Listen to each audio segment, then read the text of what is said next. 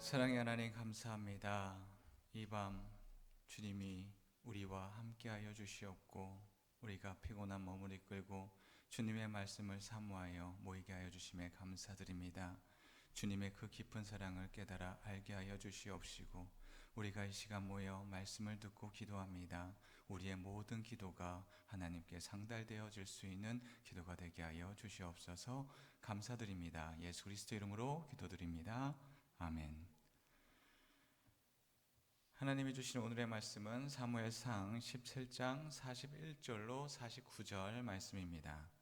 사무엘상 17장 41절로 49절 말씀입니다. 사무엘상 17장 41절로 49절 말씀입니다. 한 절씩 교독하실 때에 제가 먼저 41절 말씀 봉독해 드립니다. 블레셋 사람이 방패든 사람을 앞세우고 다윗에게로 점점 가까이 나아가니라.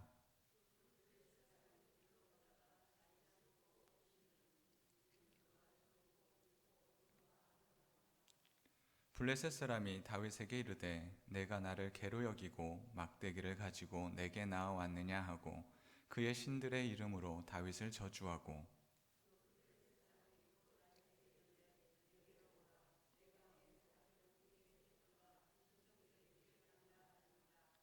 다윗이 블레셋 사람에게 이르되 너는 칼과 창과 단창으로 내게 나아오거니와 나는 만군의 여호와의 이름 곧 내가 모욕하는 이스라엘 군대의 하나님의 이름으로 내게 나아가노라.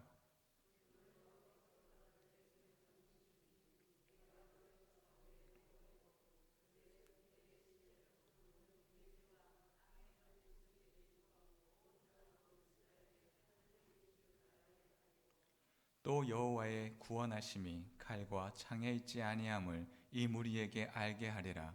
전쟁은 여호와께 속한 것인즉 그가 너희를 우리 손에 넘기시리라.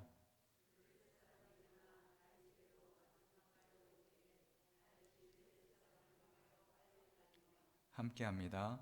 손을 주머니에 넣어 돌을 가지고 물매로 던져 블레셋 사람의 이마를 치매 돌이 그의 이마에 박히니 땅에 엎드려지니라. 아멘.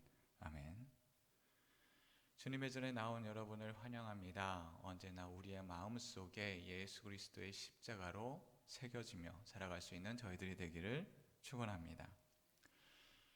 우리는 살면서 나와 마음이 합하는 그런 친구가 있습니까?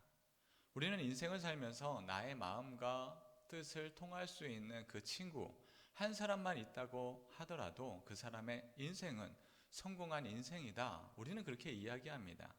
그만큼 나와 마음이 같은 생각을 하는 그런 사람을 만난다는 건 참 어려운 일입니다. 그래서 우리는 그런 사람을 만나고 그런 사람과 함께 이야기한다는 것, 그것만으로도 우리에게 위안이 되고 힐링이 됩니다. 그런데 그렇게 마음을 통하는 친구는 보통 보면 비슷한 연령을 갖고 있습니다. 나이 차이가 많은 사람들이 있긴 하지만 그것이 흔한 것은 아닙니다. 결국 비슷한 연령의 사람은 비슷한 환경을 겪었으며 동시대에 비슷한 것을 겪었기 때문에 생각과 판단과 행동 양식이 비슷합니다. 그래서 보통 똑같은 마음, 똑같은 생각을 갖기 위해서는 비슷한 직종의 일을 하거나 또한 같은 회사의 직책에 있는 사람이 친하게 됩니다. 왜냐하면 그의 마음이 나의 마음이 될 때가 많기 때문입니다. 그러나 그 회사에서 나가게 되면 또한 생각이 달라집니다. 그래서 마음을 통했던 그 마음이 또한 헤어지기도 하지요. 우리가 이렇게 똑같은 것을 경험하고 똑같은 것을 알게 되는 것, 그것을 통하여서 마음을 나누는 것, 이것은 동시대에 같은 것을 경험하기 때문에 일어나는 것입니다. 사회의 변화와 맞물려 있습니다. 우리는 생활을 하면서 똑같은 나이에 우리가 어렸을 때 경험하는 것, 근데 지금의 세대와는 완전히 다른 것을 알게 됩니다. 우리는 각 시대의 변화에 따라서 새로운 세대를 나누게 됩니다. 이는 기성세대가 그 그 새로운 세대를 출현함에 따라서 이 사람들은 왜 이렇게 행동하는가 궁금해지기 시작했습니다. 그래서 그것을 나누기 시작합니다. 각 세대를 잠깐 보면 신세대를 뜻하는 용어가 있습니다. 그 신세대를 X세대라고 하였습니다. 지금은 X세대가 신세대라고 이야기하지 않죠. 그런데 제일 처음에는 그 X세대를 보면서 참 새로운 세대다라고 이야기합니다. 이들은 자신의 정체성을 내세웠습니다. 이들은 PC통신의 대중화를 이끌었으며 개인의 생각이 중요하게 여기게 됐습니다. 이들은 보통 60년대 후반 그리고 80년대 초반을 형성합니다. Y세대는 밀레니얼 세대로 칭하며 80년대에서 2000년대 초반에 출생한 세대를 가리키며 아날로그와 디지털을 함께 경험한 자들입니다.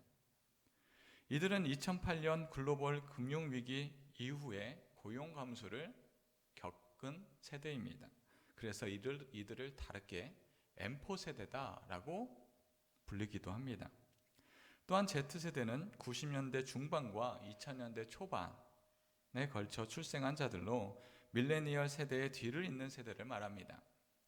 이들은 어린 시대부터 디지털 환경에 쉽게 노출되었습니다. 그래서 이들을 디지털 네이티브라 부릅니다. 그냥 디지털 세대에서 거기에서 나고 자란 것입니다. 텍스트보다는 영상에 익숙하고 관심사를 공유하는 SNS 공유하는 것이 너무나 자연스러운 세대입니다. 그들의 놀이터가 SNS 그 자체라는 것이죠. MZ세대는 밀레니엄 시대, Y세대와 Z세대를 통칭하는 말로 개인의 행복을 중요시하고 단순히 물건을 구매하는 것에 그치지 않고 그것을 공유하고 그것에 대한 특별한 메시지를 서로 나누는 것을 즐기는 세대입니다. 이들은 회사에 들어가더라도 나의 정체성과 맞지 않는다면 그 회사가 대기업이라 할지라도 많은 돈을 지불한다 할지라도 나와 맞지 않으면 당당히 사표를 쓰고 그를 떠납니다. 기성세대와는 행동 양식 자체가 다르기 때문입니다.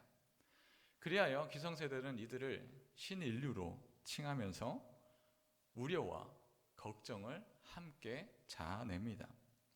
자신들의 생각이 다르면 경제적인 부유함이 따른다 할지라도 아닌 것을 아니다라고 당당하게 이야기하는 것이 기성세대에게는 이해할 수 없는 것입니다. 이들은 자신의 경험과 생각과 판단에 따라 행동합니다. 그렇다면 우리는 어떤 행동 양식에 따라 살아가고 있습니까? 우리는 기성세대 혹은 X세대, Y세대, Z세대, MZ세대 무엇입니까? 우리는 그런 행동 양식이 아니라 하나님의 백성의 행동 양식을 따르기를 소원합니다. 오늘의 말씀은 사무엘상 17장 다윗이 이스라엘의 왕의 자격이 주어졌음을 만방에 나타나는 장입니다. 이스라엘과 블레셋과의 전쟁은 지도자들의 전쟁으로 묘사하고 있습니다. 블레셋을 이끄는 골리앗 장수와 이스라엘을 이끄는 사울 왕. 그러나 사울 왕은 이 전쟁의 전면에 나서지 못합니다. 오히려 사울 왕이 아닌 아무런 능력도 힘이 없는 그런 앞에 전면에 나서지 않았던 다윗이라는 소년이 전면에 나서기 시작합니다. 이는 사울의 세대에서 이제 다윗의 세대로 넘어가는 것을 뜻하기도 합니다. 결국 전쟁을 이끄는 자는 다윗입니다. 오늘의 말씀을 공동 번역으로 제가 읽겠습니다. 블레셋 장수도 방패 당번을 앞세우고 한 걸음 한 걸음 다윗에게 다가왔다. 블레셋 장수는 다윗을 건너다 보고 볼이 붉은 잘생긴 어린 아이라는 것을 알고는 우습게 여겨 막대기는 왜 가지고 나왔느냐? 내가 계란말이냐? 하고는 자기 신의 이름을 부르며 다윗을 저주하였다. 그리고 블레셋 장수는 다윗에게 을러 메었다. 어서 나오너라. 내 살점을 하늘의 새와 들짐승의 밥으로 만들어주마. 그러나 다윗은 블레셋 장수에게 이렇게 웅수하였다. 내가 칼을 차고 창과 표창을 잡고 나왔다면 나는 만군의 야훼의 이름을 믿고 나왔다. 내가 욕지거리를 퍼붓는 이스라엘 군대의 하나님의 이름으로 믿고 나왔다. 오늘 야훼에게 너를 내 손 아귀에 넣어주셨다. 나야말로 내 놈을 쳐서 목을 떨어뜨리고 내 시체와 블레셋 전군의 시체를 하늘의 새와 들짐승의 밥으로 만들어 주리라. 그리하여 이스라엘이 모시는 하나님이 어떤 분이신지 천하에 알리리라. 여기 모인 모든 사람은 이제 야훼께서는 칼이나 창 따위를 써서 구원하시는 것이 아니라는 사실을 알게 되리라. 야훼께서 몸소 싸우시어 내 놈들을 우리 손에 넘겨주실 것이다. 블레셋 장수가 한 걸음 한 걸음 다가오자 다윗은 재빨리 대열에서 벗어나 뛰쳐나가다가 주머니에 돌 하나를 꺼내어 팔매질을 하여 그 블레셋 장수의 이마를 맞췄다. 돌이 이마에 박히자 그는 땅바닥에 쓰러졌다. 아멘. 전쟁에서 승리로 이끄는 중요한 요소가 있습니다. 그것 중에 큰 것은 바로 어떤 무기를 가지고 있느냐입니다. 어떤 무기를 가졌는지에 따라 전쟁의 승패를 좌우합니다. 그러나 전쟁과 맞지 않는 무기를 가지고 나오면 실소를 금할 수 없을 것입니다. 어울리지 않는 무기는 상대를 조롱할 때 사용합니다. 상대의 전쟁의 의지를 꺾는 것입니다.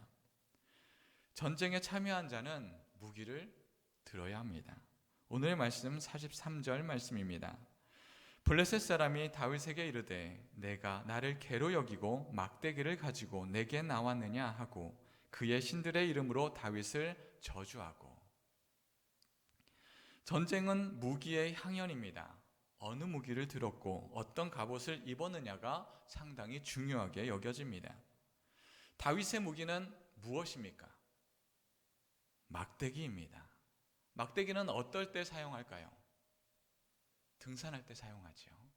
등산할 때, 몸을 지탱할 때 사용합니다. 그리고 다윗은 목동이라는 것을 생각을 한다면 양을 칠 때 사용하였을 것입니다. 이 막대기는 전쟁에 사용되는 도구는 분명 아닙니다. 이는 전쟁을 하기 위하여 모인 블레셋 사람에게 불쾌함으로 여겨졌습니다. 그리하여 다윗을 보면서 저주합니다. 전쟁에 나가는 자는 자신의 신에게 자신이 살아 돌아올 것, 전쟁에서 승리할 것을 빕니다. 그런데 블레셋의 사람들은 바로 이 장수 골리앗은 자신의 신에게 자신의 안전을 구하지 않습니다. 자신의 전쟁의 승리를 구하지 않습니다.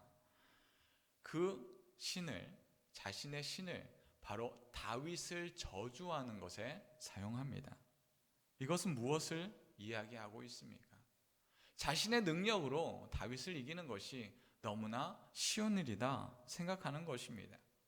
바로 다윗이 소년이라는 것을 바라보면서 그를 이기는 것이 어렵지 않다 하며 전쟁은 이미 끝났음을 골리앗은 그렇게 여기고 있습니다.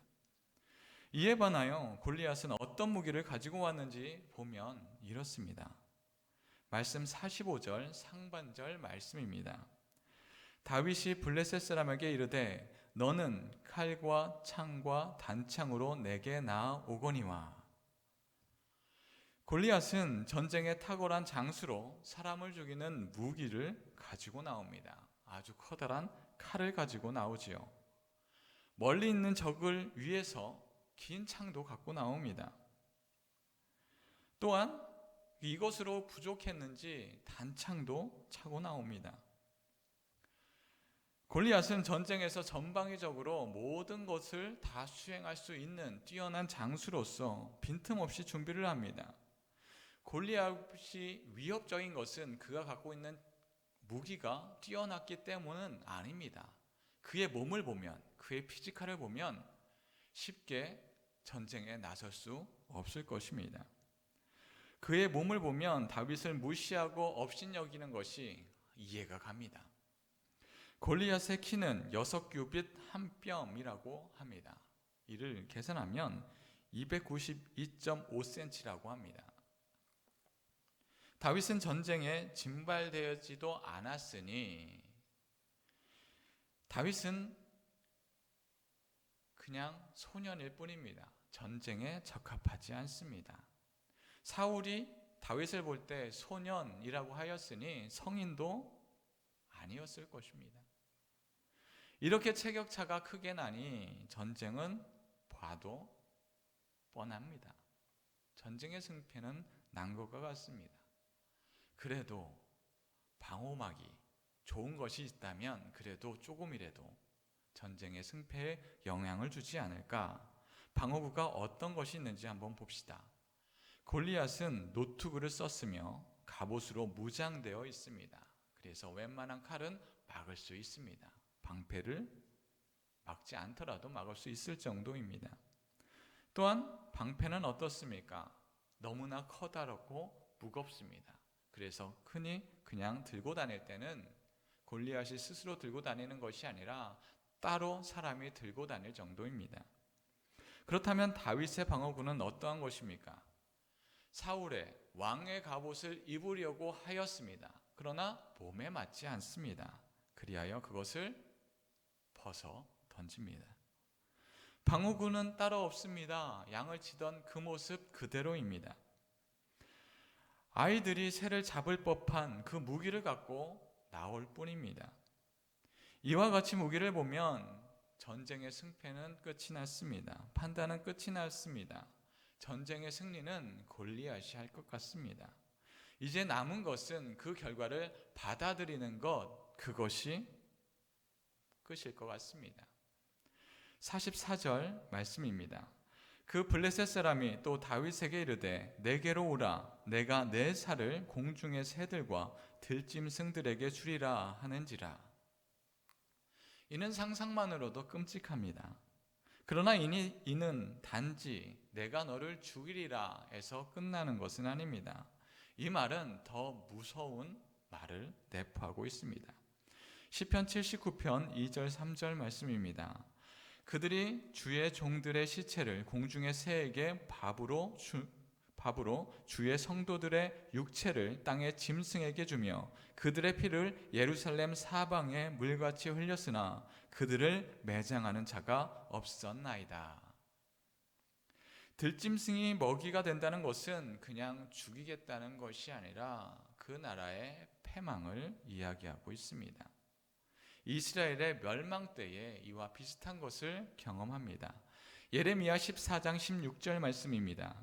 그들의 예언을 받은 백성은 기근과 팔로 말미암아 예루살렘 거리에 던짐을 당할 것인즉 그들을 장사할 자가 없을 것이요 그들의 아내와 아들과 딸이 그렇게 되리니 이는 내가 그들의 악을 그 위에 부음이니라. 하나님은 부패한 이스라엘이 멸망의 때에 죽어 거리에 내던지고 그들을 장사할 자가 없겠다라고 이야기하고 있습니다. 이 말씀은 이스라엘의 멸망을 상징합니다. 골리앗의 위협은 다윗 한 사람의 죽음을 뜻하는 것이 아니라 이스라엘의 멸망으로 이야기하고 있습니다. 그러나 우리가 보아야 할 것은 무기 그 하나만으로 전쟁의 향패가 끝나는 것인가? 그렇게 볼 수 없다라는 것입니다. 골리앗과 다윗의 장면은 다윗에게는 절체절명의 위기의 순간입니다. 그러나 위기의 순간은 육의 눈으로 보는 자의 판단입니다. 하나님은 그의 백성들을 죽음의 굴로 몰아넣어 너희가 얼마나 믿음이 커다란지 내가 두고 보리라 말씀하지 않습니다. 다윗이 골리앗 앞에 설 수 있는 것은 죽음 앞에 그저 젊은이의 패기 혹은 의미 없는 그런 죽음 앞에 용기 이러한 것이 아니었습니다. 다윗이 갖고 있는 진짜 무기가 무엇인지 다시 한번 말씀 45절 말씀을 함께 읽겠습니다. 다윗이 블레셋 사람에게 이르되 너는 칼과 창과 단창으로 내게 나아오거니와 나는 만군의 여호와의 이름 곧 내가 모욕하는 이스라엘 군대의 하나님의 이름으로 내게 나아가노라. 아멘. 골리앗은 자신의 신체적 능력과 무기로 전쟁에 나아갑니다. 다윗은 하나님의 이름으로 전쟁에 임합니다. 사람들의 판단은 자신들의 이성과 무기와 전략으로 짜여져 있으나 하나님의 백성의 전쟁은 하나님께로 달려져 있다라는 것입니다. 하나님이 함께하는 전쟁은 승리하였고 하나님이 함께하지 않는 전쟁은 패배하였습니다. 하나님은 이스라엘이 애굽의 종으로 있었을 때 그들에게 전쟁과는 거리가 먼 애굽의 종으로 있었습니다. 그런 이스라엘 백성을 애굽에서 이끌어 내셨습니다. 앞에는 홍해가 가로막고 있어서 그 자연이라는 거대한 장벽이 앞에 있었으며 애굽의 군대는 너희들을 죽이리라, 우리의 장자들이 다 죽게 되었으니 장자들의 이 핏값을 너희들의 몰살로 모든 것을 갚아내리라 하며 분노의 군대가 쫓아오고 있었습니다. 자연이라는 장애물로 홍해가 가로막고 있으며 분노의 군대는 뒤에서 쫓아오고 있습니다.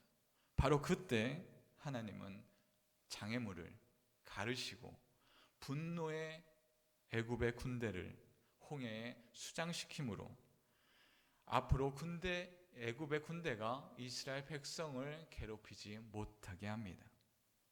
이는 이스라엘 백성에게 군대가 있기 때문에, 힘이 있기 때문에, 능력이 있었기 때문이 아니었습니다. 하나님이 함께 하셨기 때문입니다. 하나님이 함께 하심으로 전쟁에 준비가 되지 못한 이스라엘 백성들이었지만 승리의 이름으로, 승리의 영광으로 함께 하였습니다. 약속의 땅 가나안에 들어갈 때도 전쟁을 시작하기만 하면 하나님의 함께 하심을 통하여 연승하였습니다. 하나님이 동행하기 때문입니다. 하나님이 함께하면 승리하는 전쟁입니다. 하지만 다윗은 이것 말고도 한 가지가 더 있습니다. 하나님은 다윗을 훈련시키셨습니다. 사무엘상 17장 34절 35절 말씀입니다. 다윗이 사울에게 말하되 주의 종이 아버지의 양을 지킬 때에 사자나 곰이 와서 양떼에서 새끼를 물어가면 내가 따라가서 그것을 치고 그 입에서 새끼를 건져내었고 그것이 일어나 나를 해하고자 하면 내가 그 수염을 잡고 그것을 쳐 죽였나이다. 아멘. 다윗은 양을 사자와 곰에게서 지켜냈고 사자가 다윗을 해치려고 하면 그 수염을 잡아쳐 죽이는 그런 힘과 능력이 충분히 있었던 자입니다. 사자도 잡아 죽였고 늑대와 같은 들짐승에게도 양을 지킨 자가 바로 다윗입니다. 골리앗은 그런 다윗에게 쉬운 상대는 분명 아닙니다. 그러나 할 수 없는 일도 아니었습니다. 하나님은 다윗을 훈련시키셨고 골리앗을 상대할 만한 능력도 힘도 있었습니다. 그러나 다윗은 자신이 얼마나 큰 능력이 있는지 골리앗에게 나타내지 않습니다. 골리앗아, 내가 사자도 때려 죽였다. 곰도 때려잡았다. 이리도 늑대도 잡았다. 내가 이런데 아직도 소년이란 말이냐? 라고 말하지 않습니다. 왜냐하면 다윗은 자신의 능력에서 힘이 나오는 것이 아니라 하나님께로부터 그 능력이, 그 힘이 나온다는 것을 알고 있었기 때문입니다. 결국 다윗에게 있어서 전쟁의 주권자는 하나님께 있음을 고백으로 나오는 것입니다. 자신에게 힘이 있고 능력이 있다 하여 다윗의 첫째 되는 그 무기는 자신이 갖고 있던 물매도 아니었고 막대기도 아니었습니다. 사자를 쳐 죽이는 힘도 아니었습니다. 하나님이 동행하시는, 하나님이 함께 하시는 그 동행하는 능력입니다. 다윗은 하나님이 함께 하셔서 사자와 곰을 상대했듯이 골리앗 앞에서 함께 하심을 통하여서 골리앗을 때려 잡습니다. 자신의 힘과 눈에 보이는 능력으로 상대하지 않습니다. 사자를 상대할 수 있었던 것도, 골리앗과 싸울 수 있었던 것도 하나님을 볼 수 있었던 눈을 가졌기 때문입니다. 혹시 우리는 무엇을 들고 있습니까? 골리앗과 같이 자신이 소유하고 있는 무기를 의지하고 있지는 않습니까? 주변에서 들리는 이야기는 얼마나 커다란 능력을 갖고 있어야 하느냐, 얼마나 타고난 능력을 갖고 있어야 하느냐, 얼마나 커다란 재산을 갖고 있어야 하느냐, 이 정도는 갖고 있어야 되는 것이 아니냐, 이 정도는 지적으로 갖고 있어야 되는 것이 아니냐 하는 이야기에 마음이 흔들리고 있지는 않습니까? 세상에 권세가 있는 것들이 얼마나 큰 유익이 되는지, 어떤 사람들은 더욱더 많은 능력이 있으니, 재산이 있으니, 힘이 있으니 커다란 능력을 발휘하더라. 그러니 나의 자식들아, 커다란 능력을 갖고 있어야 한다 라고 이야기하고 있지는 않습니까? 세상의 권세가 우리를 유혹할지라도 우리에게 가장 큰 능력은 그러한 것들이 아닙니다. 우리의 강력한 무기는 하나님입니다. 사랑하는 성도 여러분, 우리에게 힘입어야 하는 능력은 무엇입니까? 세상이 말하는 그런 무기가 우리에게 진정한 능력이겠습니까? 나는 이 나이가 되었으니, 이 정도의 힘이 있으니 내가 이 가진 것으로 이 세상을 살아보리라 하며 교만에 빠져 있지는 않습니까? 다윗은 그의 겉모습에 전쟁에 나갈 만한 그 어떠한 것도 갖고 있지 않았습니다. 그러나 하나님은 다윗을 훈련시키셨습니다. 사자도 곰도 그의 상대가 되지 못합니다. 그러나 다윗에게 있어서 가장 큰 무기는 그의 능력도 그의 물매도 사자를 이기는 능력도 아닌 하나님이 함께 하시는 능력입니다. 우리는 어떤 무기를 들고 있습니까? 세상의 영향과 세상에 주는 그 유혹을 받으며 세상 사람들이 갖고 있는 그 무기를 갖고 싶어 오늘도 전전긍긍하고 있지는 않습니까? 하나님의 말씀의 능력으로 힘입어 죽어가는 영혼들을 살리는 것이 바로 하나님이 우리에게 주시는 참된 능력입니다. 우리가 살아가며 하나님의 말씀을 의지하며 하나님이 우리를 훈련시키시고 어둠의 시대 속에서 믿음의 군사로 살아가기를 원합니다. 우리가 바로 하나님의 이름으로 사는 이 시대의 다윗이 되기를 주님의 이름으로 축원합니다. 다 같이 기도합니다. 시대를 이끄시는 하나님, 목자 없는 양과 같은 우리들의 목자 되시고 우리에게 전쟁의 승리자의 영광을 주심에 감사합니다.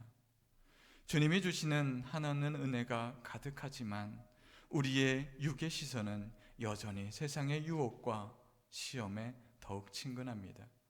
주님, 우리에게 믿음을 더하여 주셔서 눈에 보이는 무기와 그 능력을 신뢰하기보다 주님과 동행함을 선택하게 하여 주시옵소서. 그리하여 하나님의 능력의 말씀을 들어 사용하게 하여 주시옵소서. 주님, 하나님을 바라보게 하시어 나의 능력이 아닌 하나님의 백성으로 살게 하여 주시옵소서. 감사드리며 예수 그리스도 이름으로 기도드립니다. 아멘.